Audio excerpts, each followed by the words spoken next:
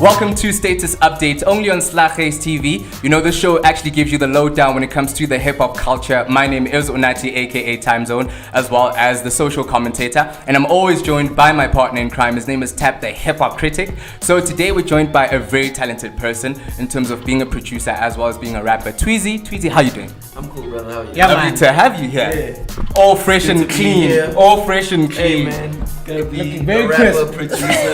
Gotta push the culture. I see that you shining as well. Yo, so silence isn't as golden.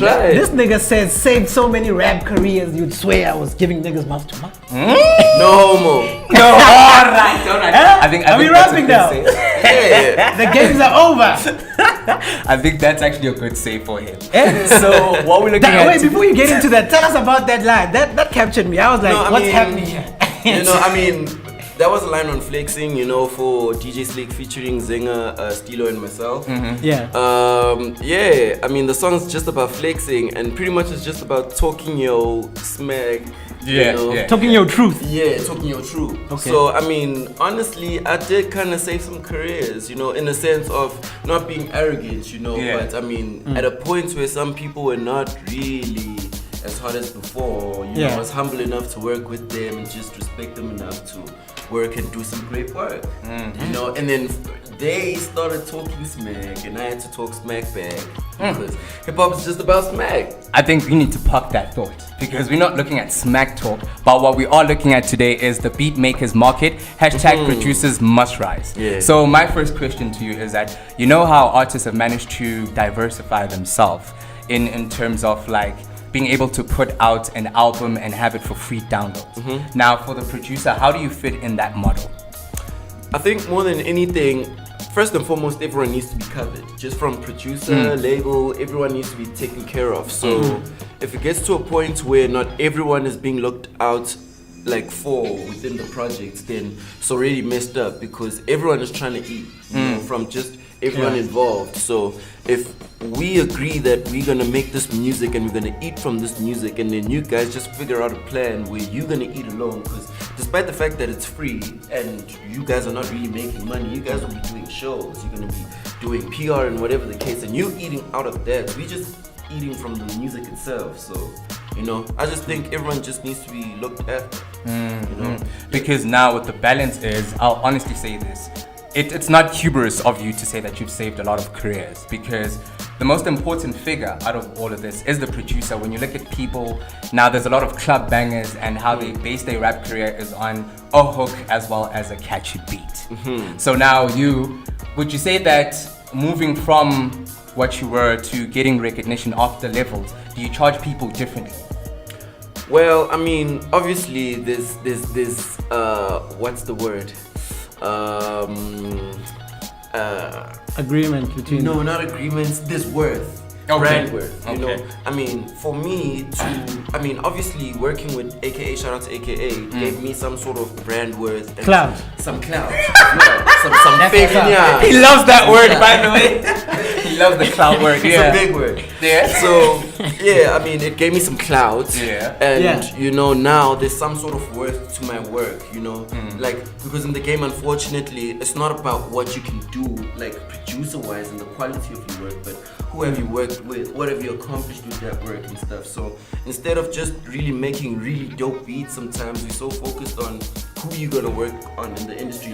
You need to be a bit, you need to have a business module as a producer as well. You can't just make beats to just, okay, I'm gonna take this beat, it's dope, I'm just gonna give it to just some guy, so you can do that, but giving it to AKA per se, there will be a young budget, and I can buy something and something. Or the chains. Or the chains. Or the rollie.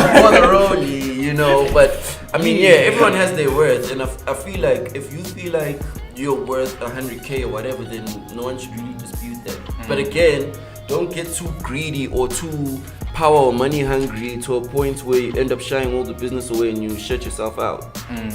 Because some people are not realistic. Someone will say, yo, I'm fit in 100K beat. And it's based on what, bro? Because my beat is 30K, and with that 30K, there's some sort of brand power you get from the beats in the sense of there's the Ioba tag. Yes, yes. And the fact that Tweezy has worked with A, B, C, D, what, and I've made smashes with with those people. So if you're on a beat with Tweezy, like from the fans' point of view, it's like, okay, since you worked with Tweezy, we're really trying to hear the song.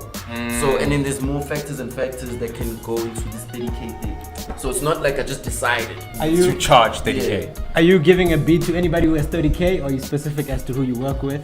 Yeah, I mean, there's different business modules with every business, you know. There's a really talented guy, Ekasi, who doesn't have 30K, doesn't even have a K, you know, but he really could use the opportunity. So, I mean, it would be cool of me to kind of like reach out and create some sort of platform, or reach out to just help some people, because at the end of the day, as much as we don't really have the same platforms and whatever, but we have the same talent, and just invested in and giving help to such talents, Lord knows what's gonna happen.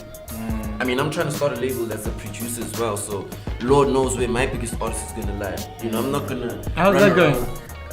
I haven't really done it. It's still in the works. So, okay. Yeah. You're just still- now I'm gonna get called, yo, man, to sign me. You know, I'm the one. You know, can't So stop. yeah, I'm still in the pipelines of Yeah. just making it make sense. So once it makes sense, then we'll give it a go. I think with rappers, it's very easy for them to diversify themselves. I mean, you could be a boom bap rapper slash, and then you move to the mainstream.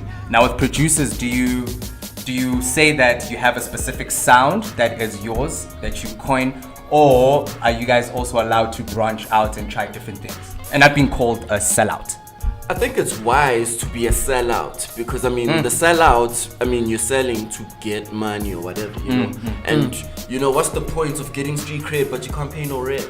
You know, like being versatile works out in the sense of you get to work with as many people as possible, and not just as many people as possible, as many people who are gonna be right for your business. It's like, imagine if I can make Afrobeat and trap and Kwaito gospel, I can get AKA and Davido and Sis Rebecca Malope on one song, and that song could be the biggest song in the game. And now me as a producer, that just says a lot about me. And it's like, look, this guy, it's not just about him being able to just make this particular genre and whatever, but he's also an overall creative, and he's just so creative. He can just get things to come into one and just make a very good product. Okay. Yeah. All right. So diversifying helps you get into multiple streams of income. Yeah, and also picture. it helps you grow just as a producer, where, I mean, obviously it's not wise for you to just keep all your eggs in one basket. So you're gonna make trap, and then trap dies out, and it's like, okay, what now? Now you need to go and learn something else, when there's guys out there that have been practicing and just mastering the arts. My bad. No, that's Yeah, true. He's more popular that's than me. Don't worry, it always happens. Okay, cool. So, okay, I might as well make sure that I don't. It's on silent, nah, Yeah. just in case AKA might call you, and I don't know. Hey. Wow, why you bring that shit out? No, I'm just saying, you might call him and say, yo. Yeah, put it in the universe. I mean, Yeah, you were still saying before. Yeah, I mean, so it's just, besides like just chasing the money, it's also good for you, just as like growing into the craft and everything. It's like, as a rapper, if you're a boom bap rapper and then boom bap starts dying out, you start getting into trouble. So now you start calling Tweezy or Weechi or the trap guys, and you're like, yo, throw a trap. Give me a beat or beat, two. yeah. And now you start adapting to the trap, and now you're growing, because yes, you can do the trap, but if boom bap ever comes back, now you can do it in a trap way, and you can create like a new wave, and so forth and so forth. So versatility is just growth, just by money and product and everything else. And that's how you fit the model. Yeah. Alright, word, I get you. So there you have it right here on Status Update, only on Slaghuis TV with yours truly, Unati, aka TimeZone as well as Thap. Today we're joined by Tweezy, and we're breaking down the beat makers market. #producers must rise.